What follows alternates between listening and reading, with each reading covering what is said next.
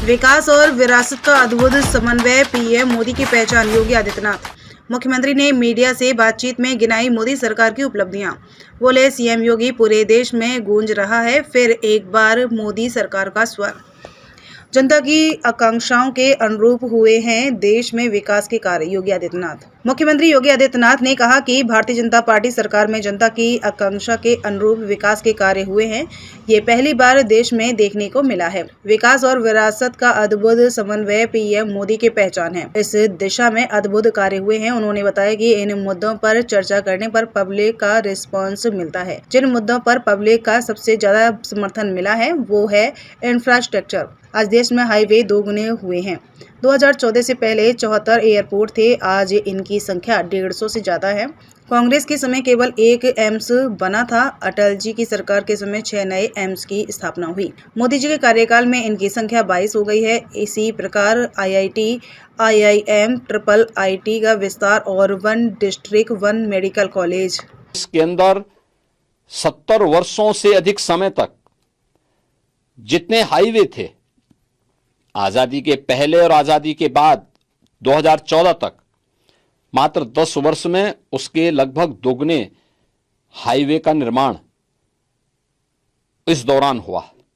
Airport देश के अंदर 2014 तक मात्र 74 एयरपोर्ट थे, आज 150 से अधिक एयरपोर्ट हैं।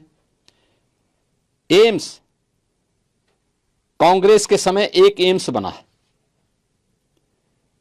सरदेव अटल जी ने अपने समय में 6 नए एम्स की स्थापना की आधारशिला रखी और मोदी जी के समय 7 एम्स से बढ़कर के आज संख्या 22 हो गई है। ऐसे ही आईआईटी, आईएम, ट्रिपल आईटी, इन सब के विस्तार के लिए 1 डिस्ट्रिक्ट 1 मेडिकल कॉलेज, हर घर नल की योजना, ये विकास की एक नई गाथा और विकसित भारत की आधारशिला इसके माध्यम से देश के अंदर बनी है। तो पहली बार देश ने विरासत का सम्मान भी सरकार के स्तर पर होते हुए देखा है और ये अद्भुत है। आपने उसकी मिसाल देखी होगी, काशी में काशी विश्वनाथ धाम, महाकाल में महालोक का निर्माण,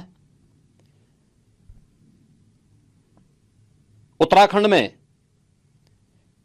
केदारपुरी में एक नए स्वरूप में आना, बद्रीनाथ धाम का पुनरुद्धार का कार्य, सोमनाथ मंदिर की सुंदरीकरण का कार्य और 500 वर्षों का इंतजार समाप्त करते हुए अयोध्या में प्रभु श्री रामलला का पुनः विराजमान हो जाना, ये केवल विराजमान नहीं बल्कि इन सभी नगरियों की कायाकल्प भी हुई है। काशी में अगर आप देखेंगे, पहले 50 लोग एक साथ वहां पे बाबा विश्वनाथ जी का दर्शन नहीं कर पाते थे। आज 50,000 लोग एक साथ भी आ जाएं, कोई समस्या नहीं। अयोध्या में पहले 500 लोग अगर अयोध्या में आ जाएं तो बड़ा संकट खड़ा हो जाता था। आज 5 लाख लोग एक साथ आ जा रहे हैं, कहीं कोई समस्या नहीं।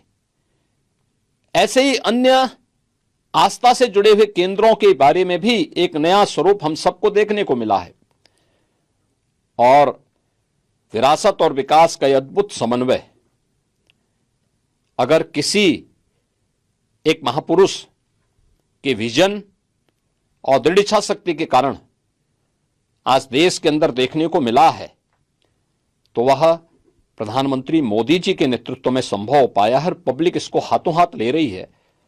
जनता जनार्दन इन मुद्दों को अपना पूरा समर्थन दे रही है, पूरा समर्थन दे रही है और मेरा मानना है कि जनता जनार्दन का यह समर्थन